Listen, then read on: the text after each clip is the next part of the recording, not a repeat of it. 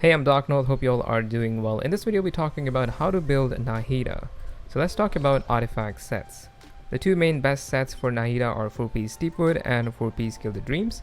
4-piece Deepwood is good on Nahida if you don't have 4-piece Deepwood on any other character in your team, or if she is the sole Dendro on the team. If you already have 4-piece Deepwood on someone on your team, you can go with 4-piece Gilded Dreams, which will give her a lot of EM. Before we talk about main stats, let's talk about why EM is necessary on Nahida, and it's because of these two passives. The first passive gives EM to anyone who's standing in her burst, and this EM transfer is based on Nahida's EM. It's 25% of her elemental mastery, and you can get a maximum of 250, which means if you have 800 EM, you get around 200. And her second passive gives her up to 80% damage bonus and a 24% crit rate, and this is granted to Trikarma Purification, which is her skill, and this is her main source of damage, so that's great.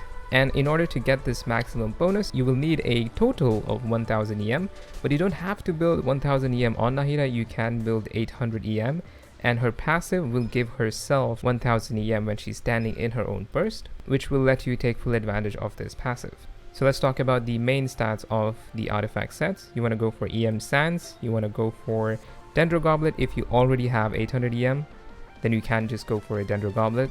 If you don't have enough EM, you can go for an EM Goblet. And you want to go for a crit rate or crit damage circlet based on what you need. Nahida's burst cost is 50, which is low, so she doesn't need a lot of EM. I have 110 and it's usually fine for me, but that's because I am using Sacrificial. If you're not using Sacrificial and you're not getting double E's, you might need a little bit more ER. 120 to 130 should be good enough, and this will go up and down based on if you're using another Dendro character in your team, and if the Dendro character is using a sacrificial weapon, or if you have a Favonius on your team. So you want to just play around and see what's good for you based on what team you're playing her in. For the stat priority, you want to go for EM, ER if you need it, and then crit and attack. So now let's talk about weapons. The best weapon for Nahida is actually Yae Miko's signature weapon, as that gives her the maximum damage to Trikarma Purification, which is her main source of damage. So if you have that weapon, you can use it on her. I will also put a weapon ranking on the screen right now. You can pause and take a look at it, but I would not recommend you to just blindly pick a weapon just because it's high on the ranking. When you're picking a weapon, you should look for the stats you need. So if you're lacking EM, go for an EM weapon. If you're lacking crit, go for a crit weapon.